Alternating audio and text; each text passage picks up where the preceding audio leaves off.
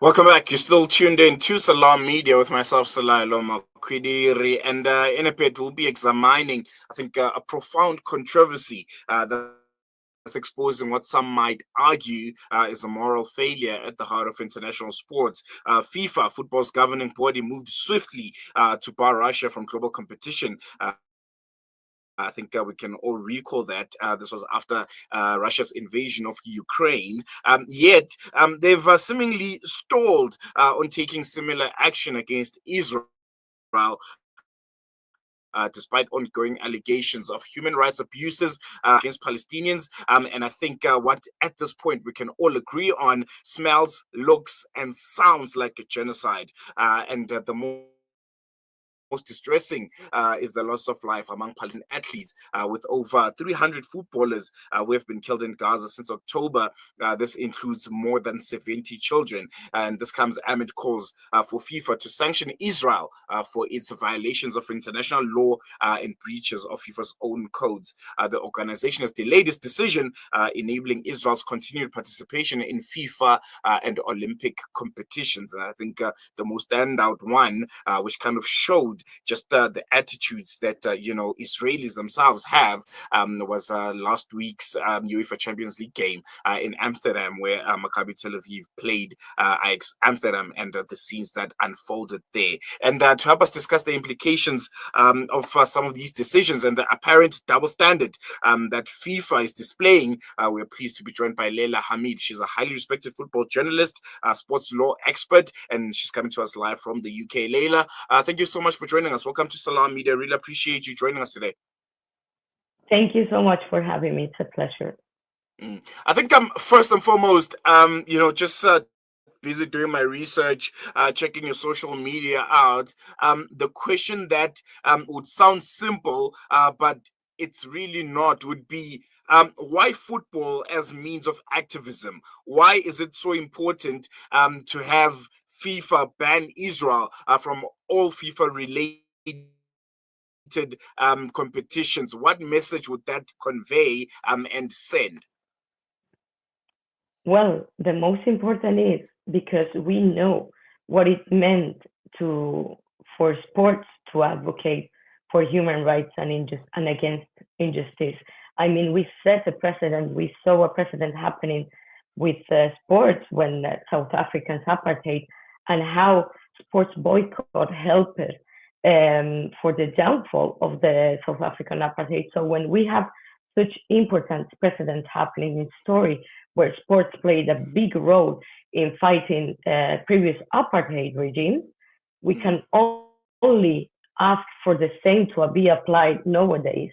And it could play a big role in what's happening in Gaza right now and in Palestine, because let's not forget that the acts of the Israeli state in the West Bank are also apartheid and genocide-like. No, definitely. And I think it's important that we get into specifics. Let's start off by maybe you giving us a brief overview of the Palestinian Football Association's demands for FIFA to sanction Israel. What specific actions and maybe also breaches of international law are they calling out?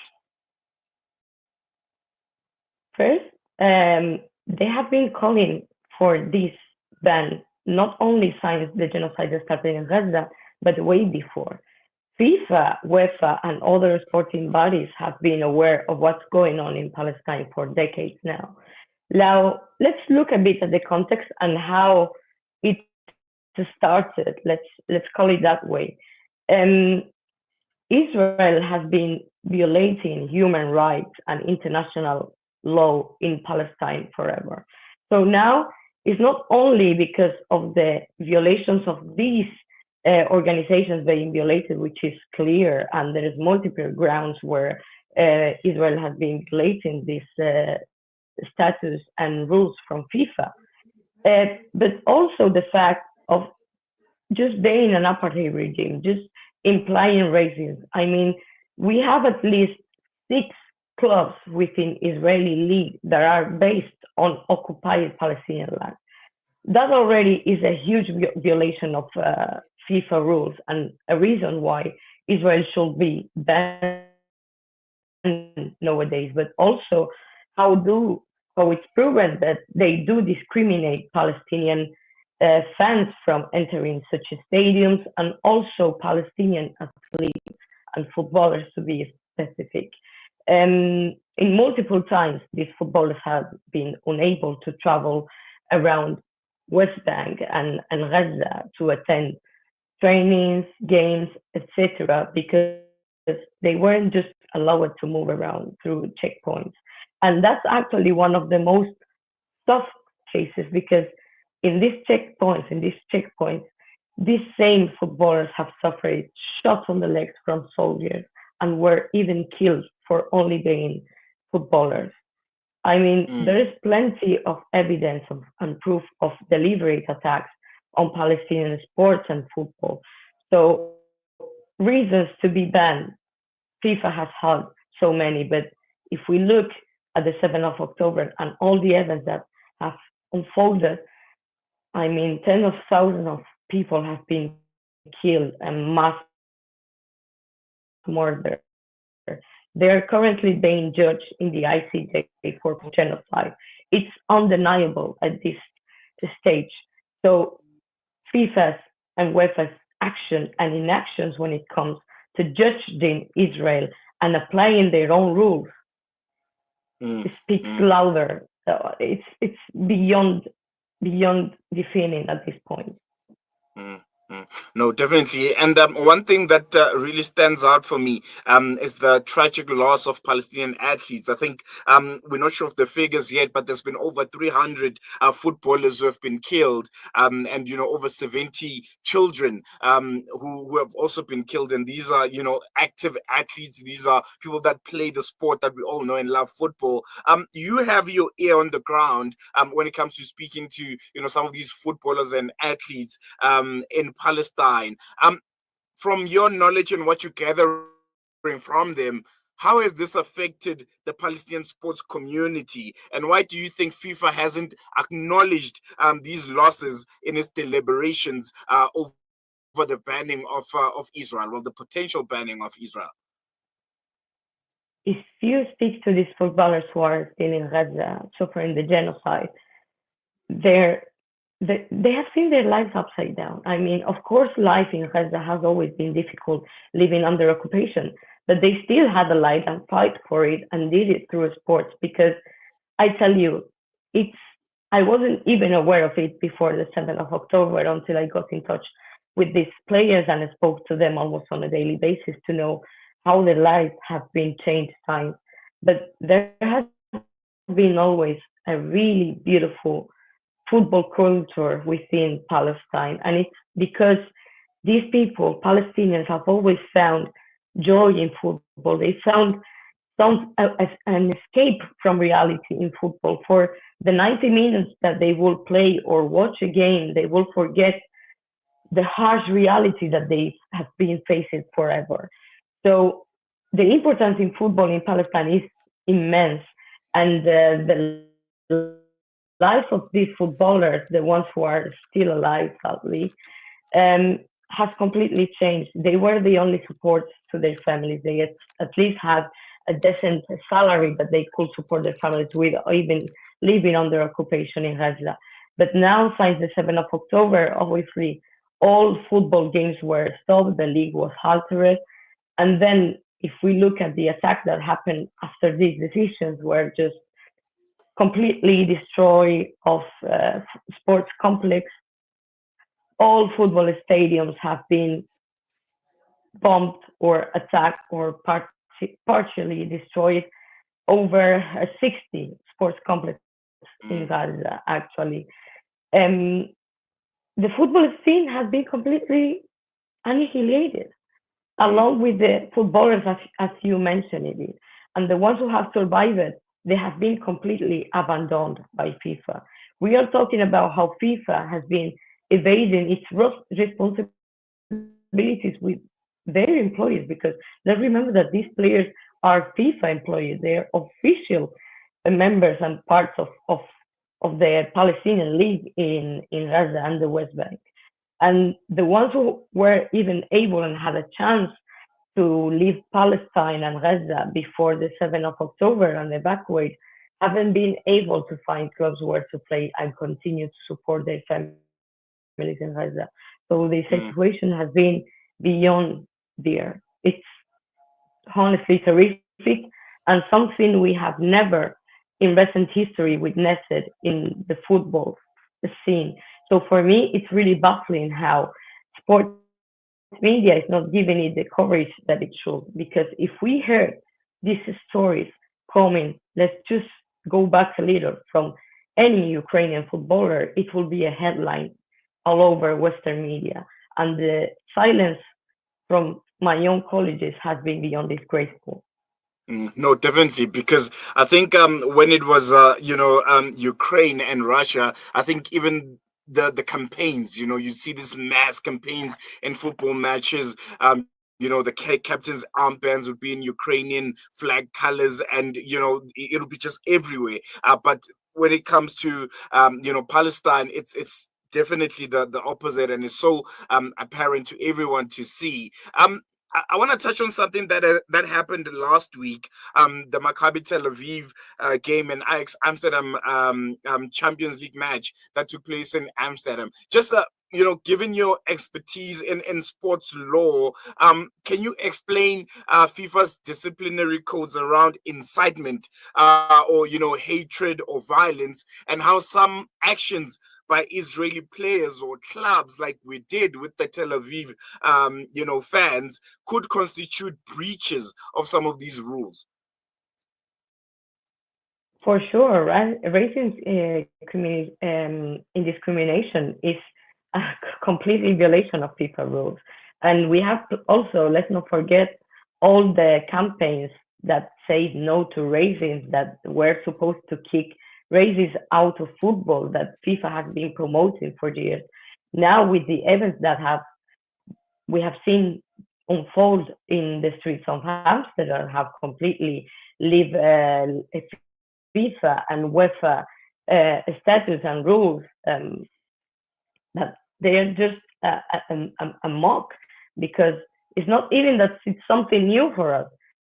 I mean, we have seen, if we specifically speak about Maccabi Tel Aviv, back in March, when Maccabi Tel Aviv traveled to face Olympiacos in Greece, we already saw many of examples of this racial discrimination from Maccabi Tel Aviv fans. We saw them chant calling for the death of Arabs already back then. We saw them chant uh, for the complete obliteration of Gaza. We heard them chanting, mocking the Palestinian children killed by the soldiers in Gaza. So this is not something new. They already have a bad reputation that comes from years ago. So Mm, FIFA are completely aware of this. How have been they completely aware of this? Because the Palestinian Football Association has been sending letters to FIFA. They did it back in March, addressing an aggression that an Arab man suffered in Greece by these same fans. So this is not something new for sporting bodies. This is something that has been clearly known for decades. So it's beyond. We can really understand how Israeli clubs are still allowed, not only for the genocide that is being currently committed in Gaza, but also for these racist attacks whenever they travel abroad. The way they promote violence and hatred. And we cannot say this is just a normal behavior, hooliganism. I am a sports journalist. I have traveled all around Europe. I have come across many hooligans, and I have never seen it, a single of them calling for the death of other nation while a genocide is happening, and also mocking the fact that no schools are left in Gaza because there are no children. There is mm, no precedent to what we are seeing. And if we compare it to how FIFA behaved between taking action against Russia after its invasion of Ukraine to what Israel has been doing for decades to Palestine, there is absolutely no comparison. definitely. And you touched Connect and stay ahead with Salam Media.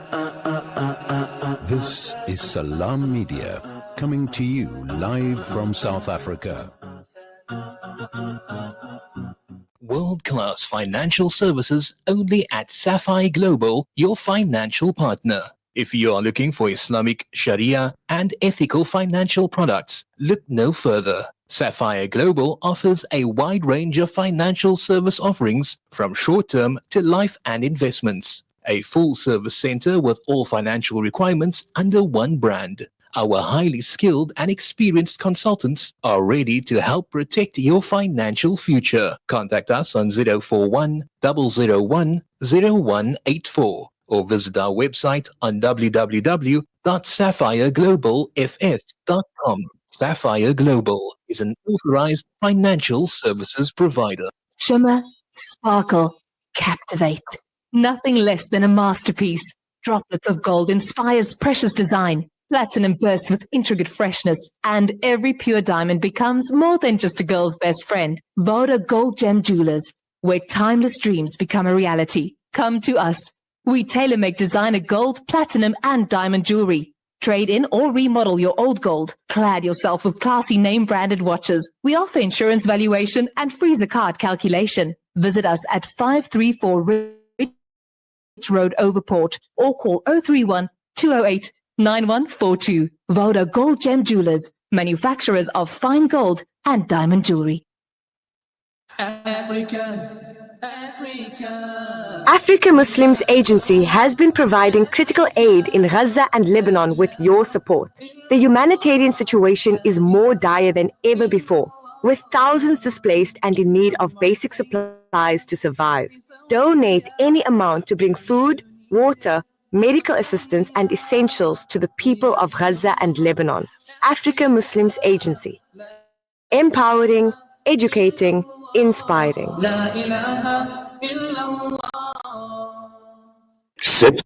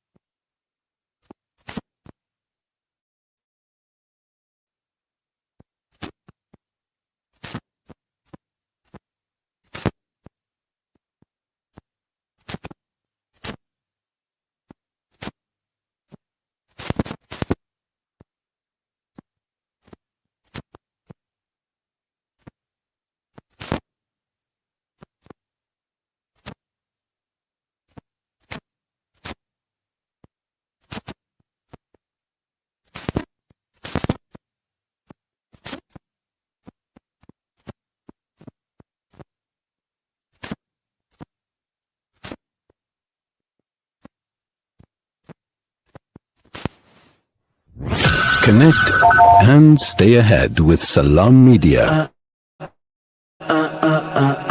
This is Salam Media, coming to you live from South Africa.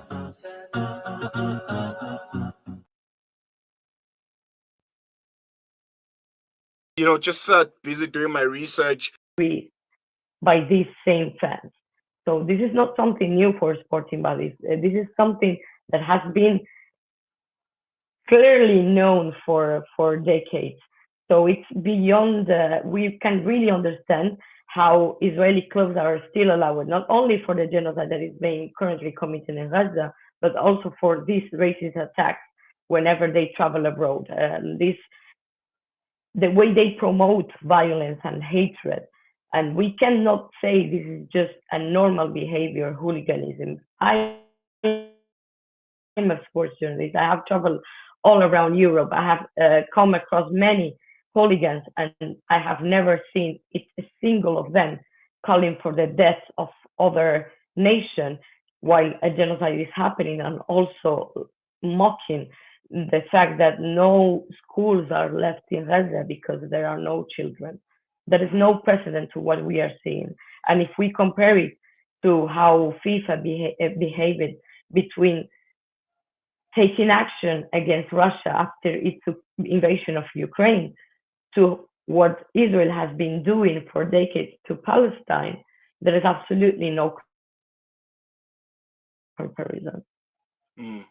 Definitely. And you touched a bit on traveling. I want to focus on that. You yourself, have been subjected to, I don't know, to call it censorship, when you were wearing your Free Palestine shirt and you were asked to take it off at an airport in the UAE. Can you maybe tell us a bit about that and, how, it affected you and the whole experience? It was something really shocking. I have never had this kind of experience. It was the first time ever. Like you said, for me, ever since I have been advocating for Palestine forever. But it's true that since the genocide started, I told myself there must be something that I can do. That I have to find a way to keep raising awareness and speaking up for Palestine. So I have been totally focusing on it from a sports point of view because I thought it was really important to find a way for football fans who are a really strong voice out there to connect with the Palestinian cause. And I saw myself in a position where I could do this. So everybody that knows me knows that my Palestine kits have become my daily outfit whenever I travel, and I'm lucky to travel all over the world. I have worn them in Germany during the Euro Cup. I have worn them in the UK. I was actually coming back from a trip in Japan when I did a stopover in Abu Dhabi. And as soon as I came into the airport wearing my Palestine football kit, it wasn't even like any slogan on it. It was just a football kit that said Palestine. And as I went into the airport, I could feel there was something wrong. The behavior from the workers inside the airport. I have to say the staff that worked at the shops and the security checks were quite kind to me and liked my t-shirt. But as I was having a little breakfast, a woman approached me, accompanied with 2 policemen and 3 military men. And she asked me for my boarding pass, for my passport. She had it for over an hour as they were checking something about it. And she actually approached me about 4 times. It was really uncomfortable. And I felt myself like I did something wrong. They didn't even tell me to start with what was it all about. So yeah, I felt like I asked myself, did I do something wrong? I didn't know what was it all about. At some point, I did think maybe it's because of my views on social media regarding Palestine. But I said, hey, I'm in an Arab country. I don't think it will be that. But then it was when my cousin was with me, the last time this woman approached me, and she told me, look, everything will be fine. I only need from you, my boss said that if you cover your sheet or take it off and change it for something else, there is absolutely no problem. I actually don't know what she meant with any problem. I mean, she's suggesting there that if I didn't follow that suggestion, that I will be in trouble. I don't know why. So yeah, in that moment, my flight was about to take off, so I did cover it with a hoodie. I went to my gate and I found out that my boarding pass was blocked. It didn't work, so they were ready to not let me board my flight. just over a football t-shirt that say Palestine. It was a really unpleasant situation, but I will be honest, I was glad that we filmed that moment and that we exposed such I can't even call it double standards, because it was just shocking to have such a moment happening in an Arab country.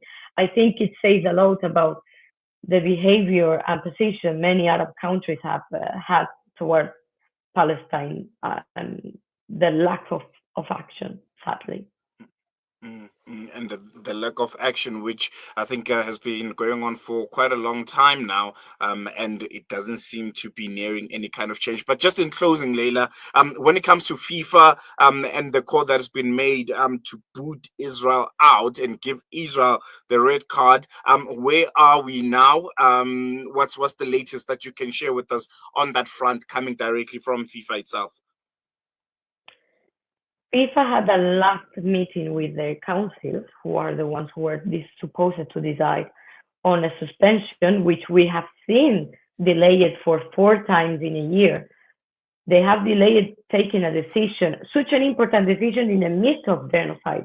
This already says a lot about FIFA irresponsibility about Palestine right now. I mean, it took only 4 days for FIFA to ban Russia over its invasion of Ukraine, but now we have seen a live streamed genocide happening on our phones, and no decisions have been taken against the perpetrators of this genocide. So right now we are at a point where FIFA is not having any meetings, any programmed meetings. They haven't gave us any explanation for the delay, and they haven't given us a time where a decision will be taken. But thankfully, I will say we are in a great momentum for the Red Card Israel campaign because of the events that unfolded in Amsterdam. Why is this? Because, well, we have seen the way Western media, mainstream media, have positioned it, just telling one side of the story that of the events that happened, which wasn't completely true. They didn't explain any context of what happened in Amsterdam, because it didn't start on match day.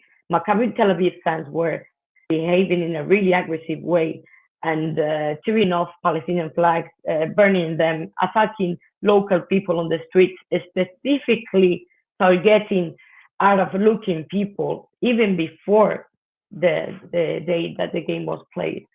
So the way media has tried to push a narrative, to shape a narrative that will make it look as an anti-Semitic attack on the Israeli fans, was completely untrue. And far from making people believe in that narrative, what they have done is just portray their own hypocrisy and double standards. This has helped people actually find out about the state of football and the inaction of FIFA. So we're in a great momentum to keep speaking up about Palestine through sports. Right now, in a couple of days, France will play Israel, and instead of taking a real action like it will be to suspend this game and suspend Israel from football, the only thing that FIFA has said is that there will be enough security assured in Paris. So at the moment, as a campaign, we're in a good moment, and we hope that football fans keep taking action all across the stadiums, even if FIFA wants to silence them, because like you mentioned it before, we have seen the Palestinian flag banned from every stadium. We have seen football fans, such as Celtic fans, getting fined for their displays of solidarity with the Palestinian people. So I can only hope that football fans continue taking action, that some athletes, for once and all, grow a backbone and take action too and refuse to play against these teams. And let's hope that the call keeps just growing, because we are in a critical situation and it's really important. And sports has always been a strong voice for injustice, and we are being seen in Gaza, which is the most important thing. No, definitely. And I think we're going to leave it on that note. Leyla, thank you so much for giving us your time and for your continued advocacy for the rights and self-determination of the people of Palestine. And this comes from a South African, someone that knows, the power that sports has and how it can literally change, the direction of our country. So keep it up. Really appreciate it. And I'm sure we'll be chatting again in the not so distant future. Thank you so much for your words, and thank you for having me today. It was a pleasure. There you go. That was Leyla Hamid, a UK-based football journalist and also an avid activist for the rights of the people of Palestine. Yeah.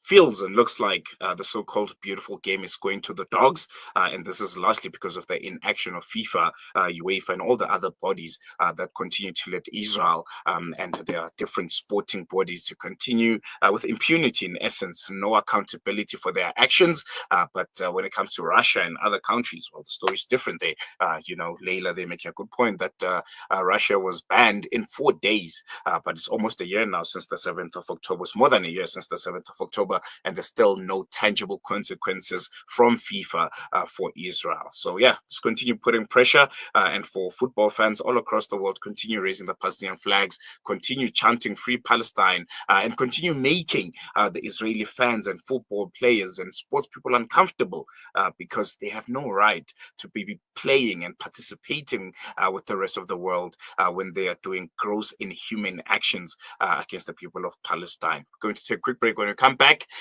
News and Views continues. We are here in the middle of a Zahra neighborhood. The whole neighborhood is already destroyed. More than 17 towers are down.